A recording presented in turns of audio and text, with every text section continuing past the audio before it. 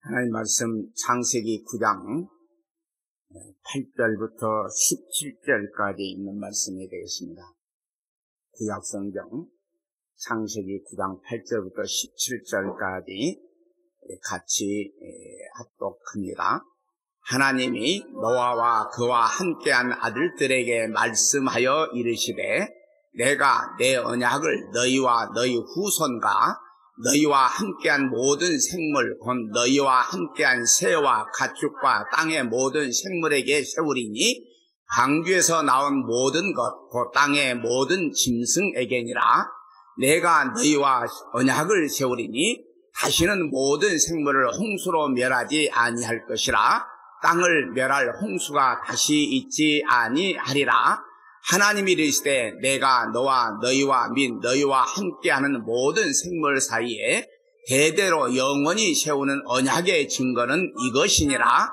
내가 내 무지개를 구름 속에 두고 언나니 이것이 나와 세상 사이의 언약의 증거니라. 내가 구름으로 땅을 덮을 때에 무지개가 구름 속에 나타나면 내가 너와 너희와 및 육체를 가진 모든 생물 사이에 내 언약을 기억하리니 다시는 물이 모든 육체를 멸하는 홍수가 되지 아니할지라. 무지개가 구름 사이에 있으리니 내가 보고 나 하나님과 모든 육체를 가진 땅의 모든 생물 사이에 영원한 언약을 기억하리라. 하나님이 노아에게 또 이르시되 내가 나와 땅에 있는 모든 생물 사이에 세운 언약의 증거가 이것이라 하셨더라. 아멘. 이 말씀을 통해서 노아 언약 세 번째, 오늘로서 노아 언약은 첫 번째, 두 번째, 세 번째 이렇게 언약을 살펴보고 이제 다음 시간에는 또 아브라함 언약에 대해서 살펴보려고 합니다. 오늘날 우리 이 세상을 바라보면 흔들리지 않는 나라가 없다는 것을 보게 됩니다. 나라도 흔들리고 정치인도 흔들리고 경제인들도 흔들리고 모든 사람이 흔들리고 마음에 정함이 없어요. 오직 예수님만 바라보고 사는 것이 아니라 어떻게 하면 이 땅에서 부를 이루고 이 땅에서 자기 권력을 잡고 이 땅에서 자기 소망을 이루고 살려고 합니다. 그런데 흔들려요. 마음대로 되지를 않습니다. 오늘 이 노아 언약을 통해서 보면 우리가 창세기 6장 18절에서 최초로 노아와 언약을 세운다는 말씀을 우리가 이미 보았습니다. 오늘은 이 창세기 9장을 중심으로 해서 하나님의 언약을 어떻게 세우는지를 한번 이제 살펴보려고 합니다. 오늘 우리가 읽은 이 본문의 말씀에서요, 언약이라는 단어가요 7번이나 나와요. 그러니까 8절부터 17절까지 있는 말씀을 보면 7번이나 언약이라는 단어가 나오게 됩니다. 오늘 우리가 읽지는 않았지만 9장 1절 2절을 한번 우리 다시 한번 읽어보겠습니다. 하나님께서 노아와 그 아들들에게 복을 주시며 말씀하셨습니다. 자녀를 많이 낳고 번성하여 땅을 채워라.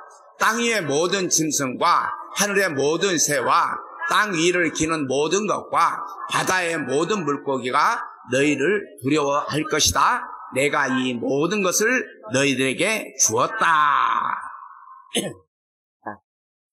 오늘날 하나님께서 결혼하는 신혼부부한테 너 자녀를 많이 낳아라, 생육하고 번성하라, 이렇게 한다면 뭐라 그럴까요? 그 말 듣는 사람이 있을까요?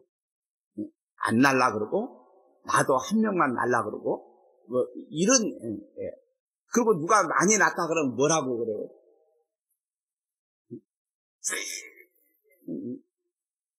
어떻게 보면 미련하다고 얘기를 할 거예요. 어떻게 보면 사람들이 입에서요 하나님 말씀과는 전혀 반대되는 얘기를 계속해요. 그 얘기하면서 전혀 거리낌이 없어요. 자, 오늘 이 본문을 보기 전에 먼저 창세기 1장 28절도 한번 말씀 볼까요? 창세기 1장 28절 시작. 하나님께서 사람에게 복을 주시며 말씀하셨습니다. 자녀를 많이 낳고 번성하여 땅을 채워라. 땅을 정복하여라. 바다의 물고기와 하늘의 새와 땅 위에 움직이는 모든 생물을 다스려라. 있나요? 자, 하나님께서 자녀를 많이 낳고 번성하여 땅을 채우라, 정복하라, 다스려라 한 이 말씀은 인간이요 타락하여 온 세상이 홍수로 심판을 받아도 이 말씀은 이루어집니다. 그 이유는 하나님께서 창세 전에, 영원 전에, 만세 전부터 하나님의 언약이 이루어져야 하기 때문이에요. 왜 노아의 식구들을 살려주었을까? 우리는 흔히 노아는 의롭고 완전하여 하나님과 동행했으니까 하나님께서 살려주었지 이렇게 생각을 합니다.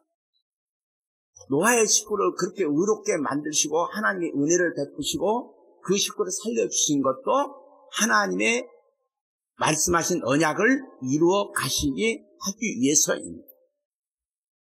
자, 홍수 이후에 인간도요, 그 마음으로 생각하는 계획이 항상 악하다고 했어요. 인간의 계획하는 것이요, 항상 악하대요. 그러면 결국은 내가 금년에는 뭐 해야지, 계획을 세워. 그것도 악하다는 거예요. 왜 이렇게 악할까? 홍수 이전에는요, 여러분 성경을 가만히 봐봐요. 홍수 이전에는 어려서라는 말이 나오지를 않습니다. 그런데 홍수 이후는요, 어려서라는 말과 이런 말이 함께 나옵니다. 그래서 인간은요, 죽었다가 살아났어. 그러면 어떻게 해야 돼요? 내가 우리 흔히들 이렇게 병원 신방을 가거나 병자들을 가서 신방하면 목사님 하나님께서 나만 살려주시면 내가 이렇게 하겠습니다. 그래. 보통 그러죠? 그런데요, 인간은 죽다가 살아나도 고쳐지지 않습니다. 똑같아요. 아니 정말 그래요. 하나님 나에게 돈을 많이 주면 내가 이거 가지고 하나님이 아이고 줘봐요. 안 고쳐진다니까요. 그러므로 노아가 의인이라는 말도 하나님께서 주신 은혜로 의롭다 칭함을 받은 것이지 노아 자체로 나온 것이 아니에요. 인간은 의인이 없어 하나도 없다고 그랬어요. 그러므로 홍수 이후의 모든 삶도 오직 하나님의 은혜에 의하여 심고 거두는 거예요. 하나님의 은혜가 아니면 안 된다는 것입니다. 자, 창세기 9장 3절부터 7절까지 읽어볼까요? 살아서 움직이는 모든 것이 너희의 음식이 될 것이다.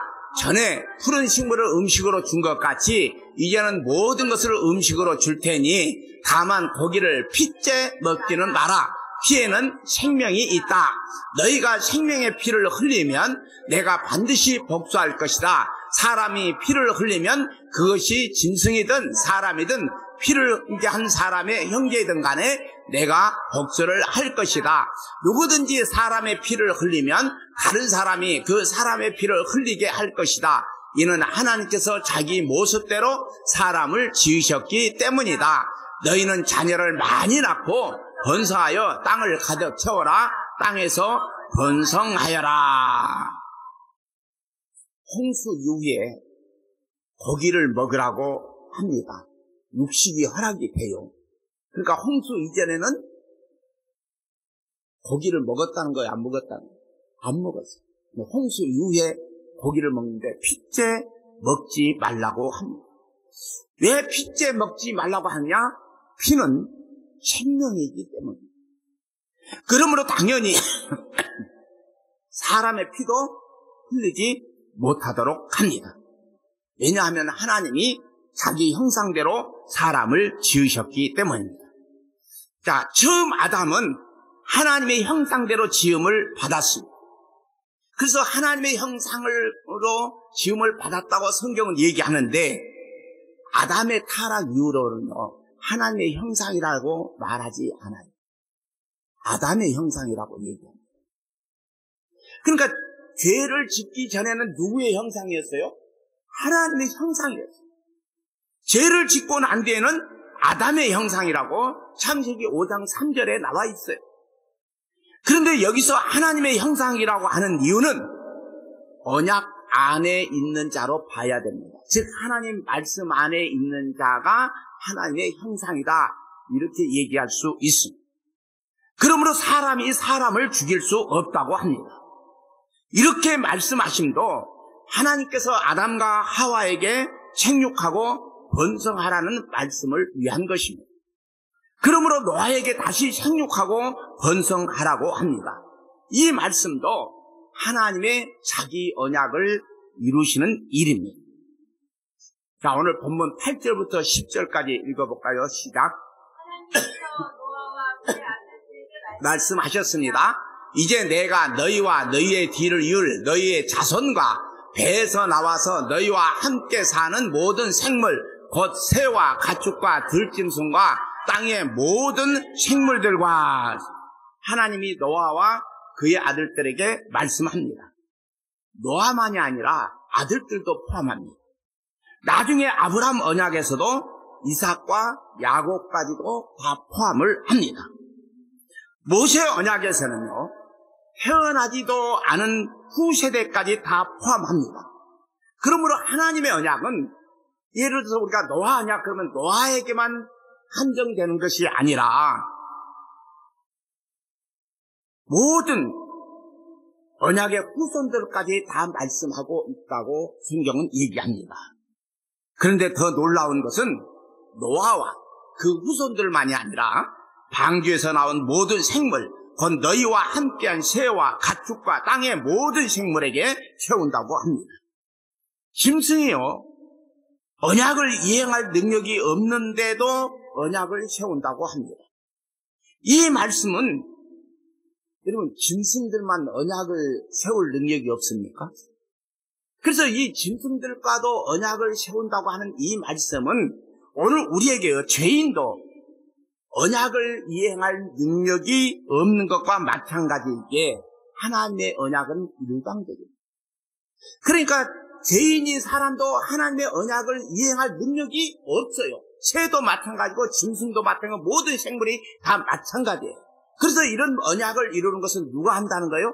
하나님이 하신다는 것입니다. 자, 오늘 본문 11절부터 17절까지 한번 읽어볼까요?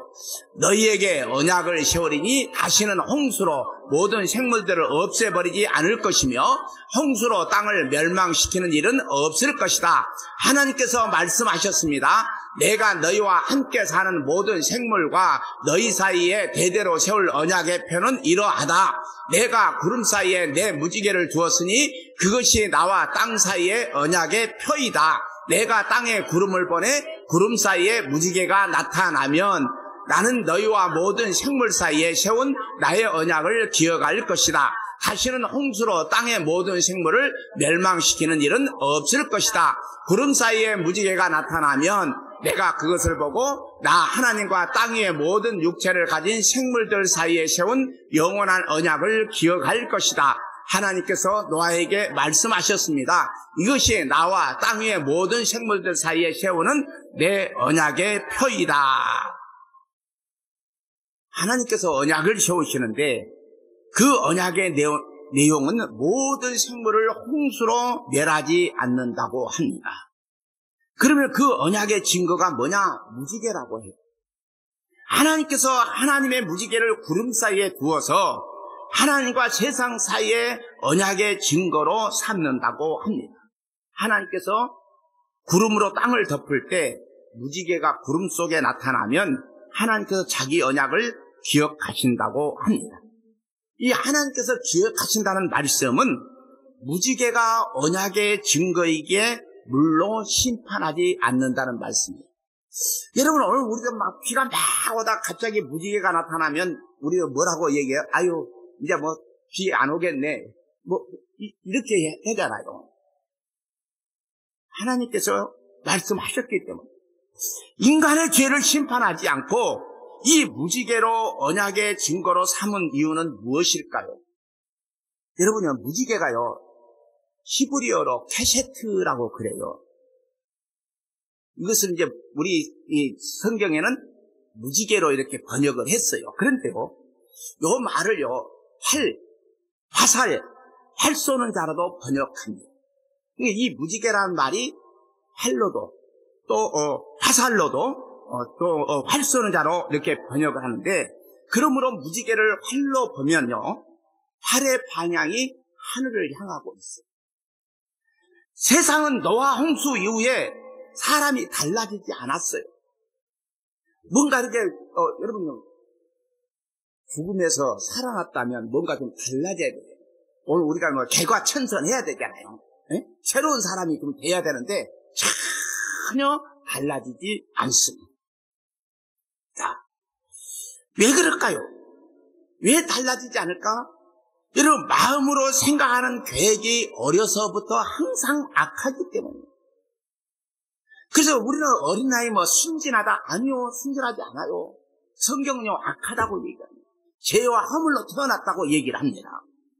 자, 그렇다면 심판을 하셔야 하나님의 공의가 충족이 됩니다. 그런데 왜 무지개로 언약의 증거를 세워서 물로 심판하지 않는다고 하신 것입니까? 그 이유는요, 하나님의 언약 안에 있는 자들의 죄를 누가 담당하시느냐? 하나님께서 담당하신다. 너희들의 죄를, 내 자신의 죄를 내가 담당할 수 없다는 거예요. 그래서 너희 죄를 내가 다 담당하겠다, 이런 의미입니다. 그래서 모든 언약이 다 은혜의 언약이지만, 특히 아브라함 언약 창세기 15장에 보면 하나님께서 타는 횃불의 형상으로 쪼개진 짐승 사이로 지나가므로 언약을 체결하시는 것은 하나님께서 자기 생명을 걸고 언약한 거예요. 즉 하나님의 말씀을 지키지 않으면 짐승을 쪼개서 심판하신 것처럼 그렇게 쪼갠다는 거예요. 자, 그러므로 무지개 언약도 하나님의 은혜입니다. 자, 에스겔 1장 28절을 한번 읽어볼까요? 그를 둘러싸고 있는 광채는 마치 비오는 날 구름 속에 나타나는 무지개처럼 보였다. 그것은 여호와의 영광과 같은 모습이었다. 그 광경을 보고 나는 땅에 엎드렸다. 그러자 어떤 목소리가 들려왔다. 자, 에스겔은 바벨론 포로로 잡혀갔거든요. 하나님의 선지자예요. 그런데 이 에스겔 선지자가 하나님의 영광을 봅니다. 그 사방 광채의 모양이 비오는 날 구름에 있는 무지개 같다고 합니다. 그래서 비오는 날 무지개를 보면 하나님께서 자기 언약을 기억하신다고 노아 언약에서 말씀하셨습니다. 그러므로 하나님의 말씀을 거역함으로 그 나라가 망하고 성전이 파괴되어서 바벨론의 포로로 잡혀와 있지만 그 언약은 영원함을 보여주고 있는 거예요. 자, 히브리서 11장 7절을 한번 읽어볼까요? 시작. 믿음으로 노아는 아직 보지 못하는 일에 대한 하나님의 경고를 들었습니다. 그는 하나님께 순종해서 그의 가족을 구원할 방주를 지었습니다. 그는 믿음으로 세상이 잘못되어 가고 있음을 사람들에게 알리고 하나님과 의의 관계를 맺은 사람이 되었습니다. 자, 노아가 믿은 믿음은 누가 주체가 되어서 믿은 것입니까? 노아도요, 아담의 타락 이후의 인간이라서 마음으로 생각하고 계획하는 바가 항상 악하다고 얘기를 하고 있어요. 즉 자기 좋은 대로 살아가는 인간입니다. 그러나 하나님의 은혜가 임하니까 자기 좋은 대로 살아갈 수가 없는 거예요. 여러분, 나는 이것도 하고 싶고 이것도 누리고 싶고 또 이것도 사고 싶고 별거 다 하고 싶은데 하나님의 은혜가 임하니까 내 좋은 대로 할 수가 없어. 다시 말하면 우리 김경경 선생님 좀 결제 때문에 막 어디서 돌아다녀야 되고 뭐도 봐야 되는데 이게 하나님의 은혜가 임하니까 내 마음대로 할 수가 없는 거예요. 이것도 사고 싶고 저것도 사고 싶은데 마음대로 할 수가 없어. 자, 그 은혜의 힘이 너무 커서 그 은혜가 헛되지 않아서 마지못해 부득불 방주를 만들고 방주에 탈 수밖에 없었습니다. 여러분 한번 생각하면서 그 수많은 사람들이 노아를 비난하고 조롱하고 그러는데 한번 생각 한번 봐봐요. 여러분 오늘날도 학생들이요 학교 다닐 때 왕따를 당하면 학교 다닐 마음이 있겠어요? 그러니까 뭐 자살해버리고 그러는 거잖아요. 우리가 요거 노아는 그 사람들의 비난에도 불구하고 또 하나님의 명령대로 순종해서 방주를 만들고 우리는 노아처럼 믿음을 닮아가자. 아니요. 그것도 하나님의 은혜가 임하니까 달 수밖에 없었고 만들 수밖에 없었던 거예요. 네. 이것을 믿음이라고 합니다. 그래서 믿음은 누가 주는 선물이라고 그래요? 하나님이 주는 선물이에요. 그래서 하나님 내게 은혜를 주셔야 돼. 믿음을 주셔야 돼. 그러므로 믿음에는요, 누군가 대신 저주를 받아야 돼요. 자, 창세기 8장 20절부터 22절 한번 읽어볼까요? 시작. 노아는 배에서 나와 여호와께 제단을 쌓았습니다. 노아는 깨끗한 새와 짐승 가운데서 좋은 것을 골라 제단 위에 태워드리는 제물인 번제물로 바쳤습니다. 여호와께서 그 제물을 기뻐 받으시고 마음속으로 말씀하셨습니다. 다시는 사람 때문에 땅을 저주하지 않을 것이다. 사람의 생각은 어릴 때부터 악하지만 이번처럼 땅 위의 모든 생물을 멸망시키는 일을 다시는 하지 않을 것이다. 땅에 있는 한 심고 거두는 일, 추위와 더위, 여름과 겨울, 낮과 밤이 그치지 않을 것이다. 자, 홍수 이후에요. 정결한 짐승, 즉 깨끗한 짐승과 새 중에서 제물을 취하여 하나님께 번제로 드립니다. 그 향기를 하나님께서 받으시고 사람으로 인하여 땅을 저주하지 않으신다고 합니다. 이 저주는 물로 심판하지 않으신다는 말씀입니다. 그러면 죄는 어떻게 하십니까? 노아가 은혜를 입고 방주를 만들고 방주를 타고 나서 정결한 짐승, 깨끗한 짐승으로 희생 제물을 드립니다. 그러므로 이런 희생 제사는 소급하여 적용할 수 있습니다.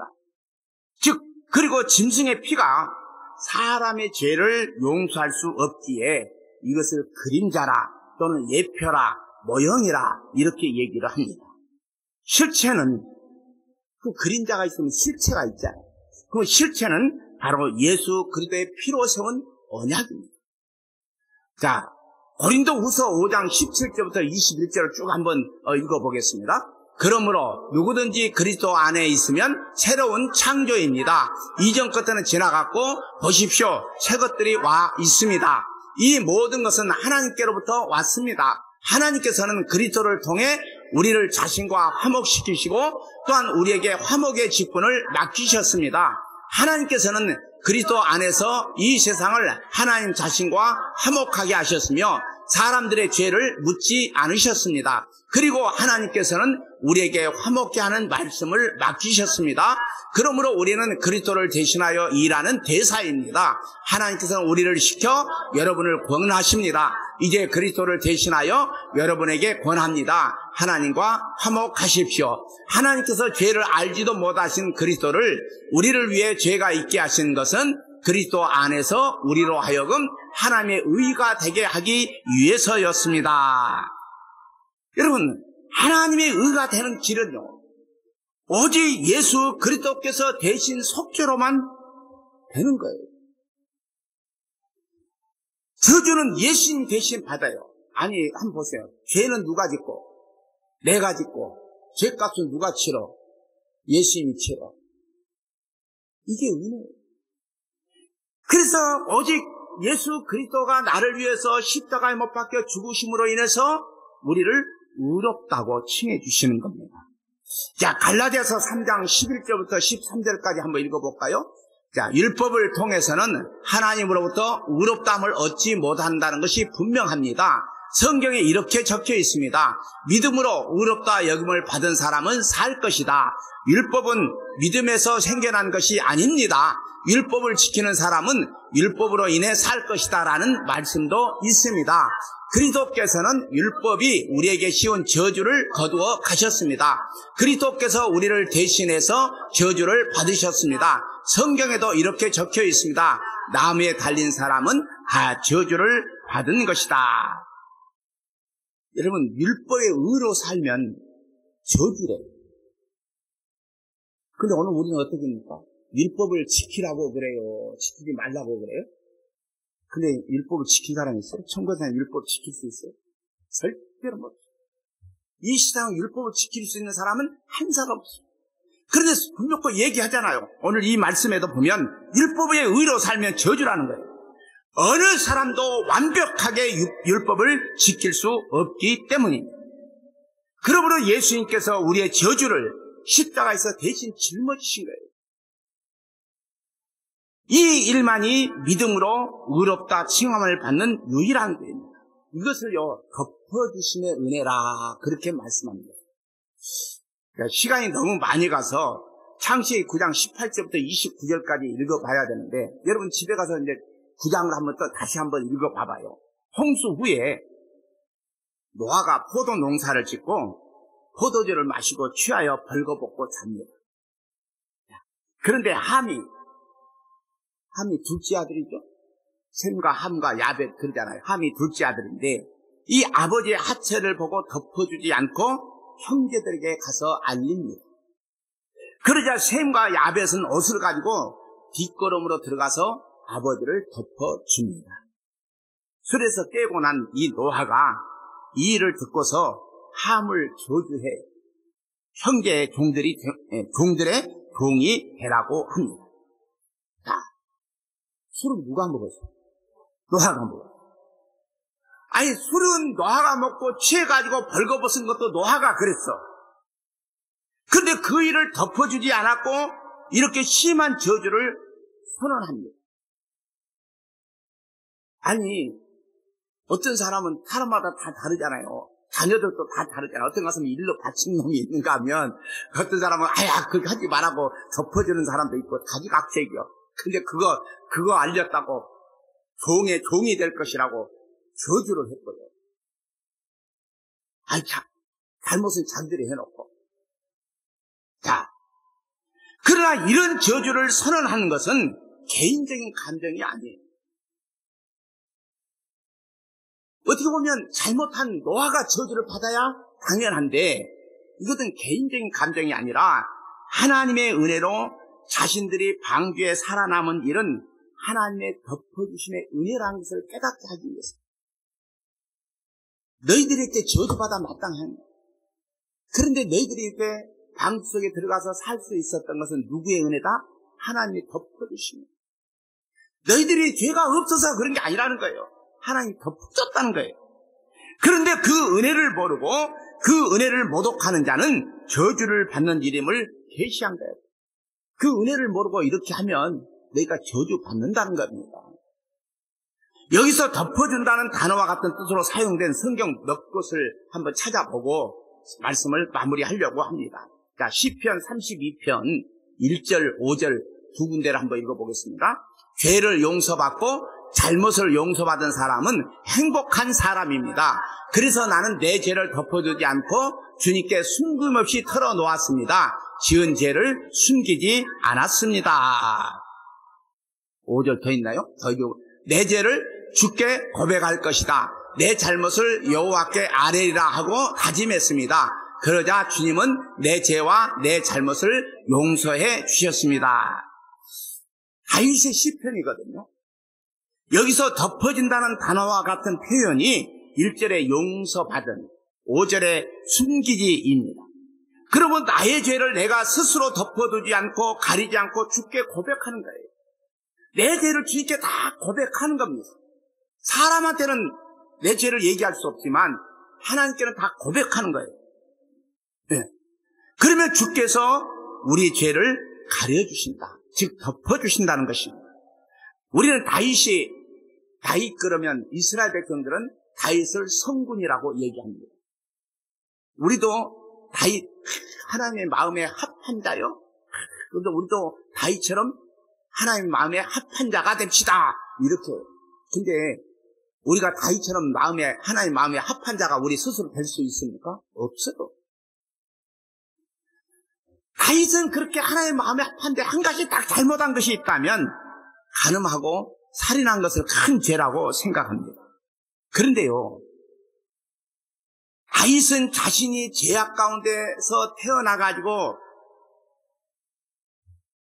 어떤 자였냐? 죄만 생산하는 자였다고 시편 51편에서 고백하고 있어요.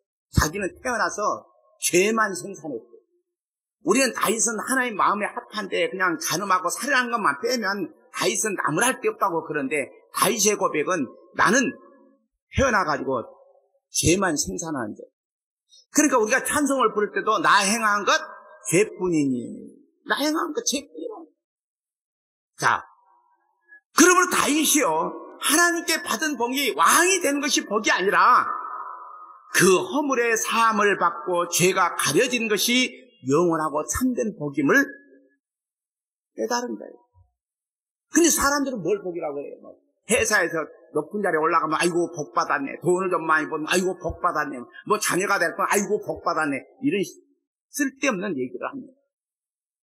물론 인간적인 생각에서 보면 복이라고 얘기할 수 있겠죠. 그러나 하나님께서 진정한 복이 무엇인가는 허물의 사함을 받고 죄가 가려진 것, 즉 내 죄가 덮어지는 것이 영원하고 참된 복이라고 다윗은 그렇게 깨달았다. 자, 시편 85편 1절 2절을 한번 또 읽어볼까요? 여호와여, 주께서 이 땅에 은혜를 베푸시고 야곱의 자손들을 다시 번영케 하셨습니다. 주의 백성들이 죄를 용서해 주시고 잘못을 다 덮어 주셨습니다. 이스라엘 백성들을 애굽의 종살에서 구원하셔가지고 약속의 땅에 들어와 살게 하셨습니다. 그러나 그 약속의 땅에서, 아니, 하나님께서 이스라엘 백성들이 출애굽할 때 그들이 막 지들이 힘으로 탈출한 거 아니잖아요. 하나님께서 해주셨잖아요. 광야길을 지나면서 얼마나 힘들고 어려운 과정들이 있었습니까? 죽을 고기가 얼마나 있었습니까? 먹을 양식이 있었습니까? 가지고 나온 것도 떨어지고 벌써 다 떨어졌죠. 그런데 그 길을 인도해서 적과 꿀이오는 가나안 땅에 인도해 주셨으면 누구만 의지하고 살아야 돼? 하나님만 의지하고 살아야 돼. 그런데 그 약속의 땅에서 하나님의 약속을 배반했어요. 그래서 하나님께서 이들을 심판해가지고 나라가 망해서 포로로 잡혀갑니다. 그런데 이런 자들을 다시 돌아오게 만들어요. 돌아오게 하시는 일은 왜 돌아오게 하셨느냐? 완전히 싹 없애버리면 좋겠네. 성경에요, 이스라엘을 괴롭히는 나라들이요 다 없어졌어요. 근데 이스라엘은 왜 지금까지 또 남아있을까? 이렇게 돌아오게 하시는 일은 하나님의 약속 때문이에요.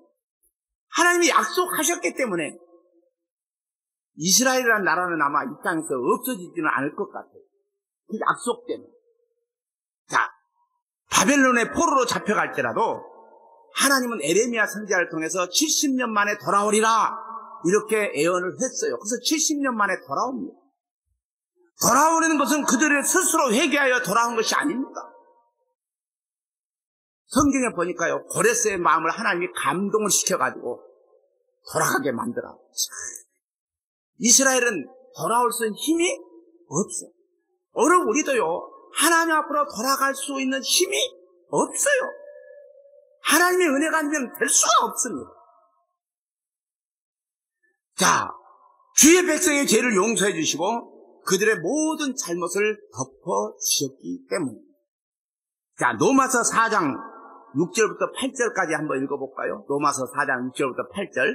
다윗의 행한 것과는 관계없이 하나님께서 의롭다고 인정하시는 사람이 받은 복에 대해 다음과 같이 말했습니다.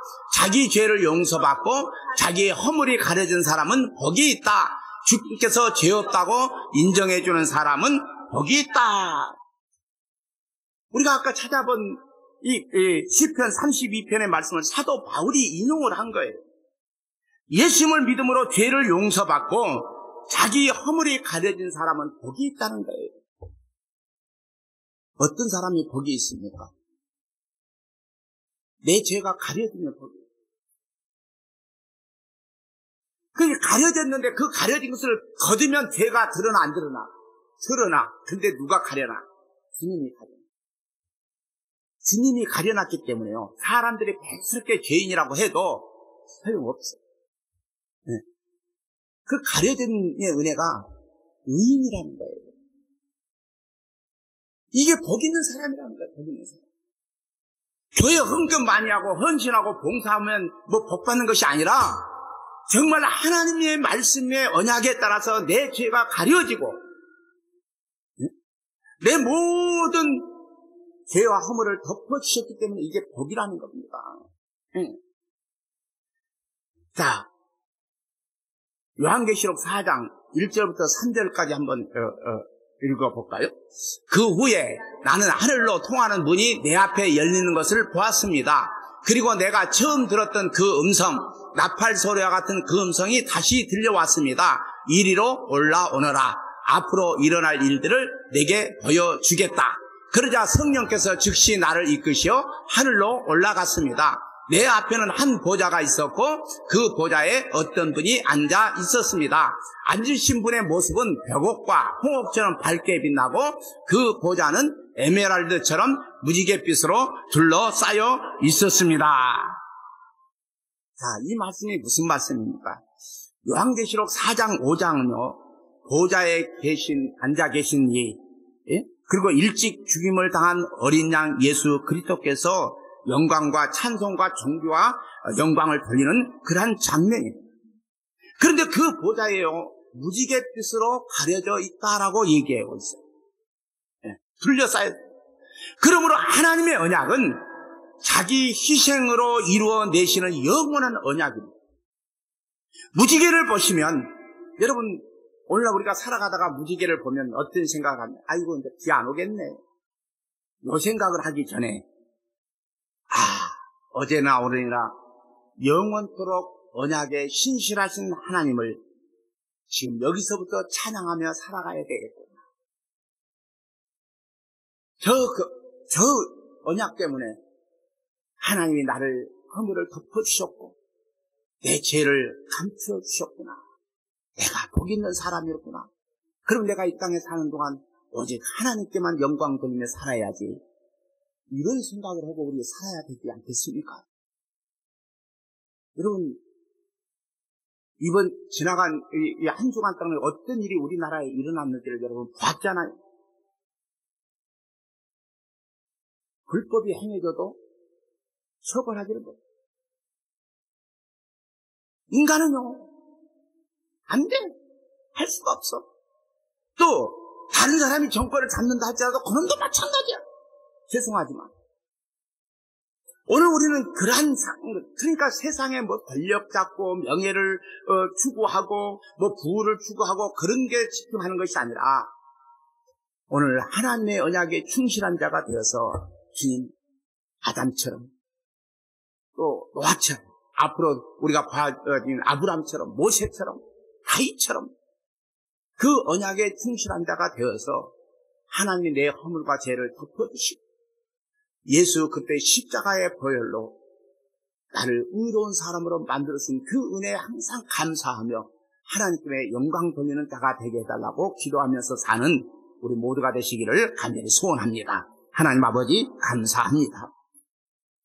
우리는 아무것도 할 수 없는 존재입니다. 아무것도 할 수 없는 존재인데 하나님께서 아담을 통해서 노아를 통해서 언약한 이 말씀을 오늘 우리에게 적용해 주셔서 우리는 죄와 허물로 죽어있던 자인데 하나님의 자기 희생으로 이루어내시는 영원한 언약을 통해서 우리는 하나님 안에 살 수 있는 그런 은혜를 베풀어 주셔서 정말로 감사를 드립니다. 날마다의 삶이 하나님을 영화롭게 하고 하나님을 기쁘시게 하는 삶이 되지고 우리의 삶 속에서 오직 여호와 하나님께만 영광 돌리고 찬양하며 사는 저희들 되게 하옵소서. 예수님 이름으로 기도드립니다.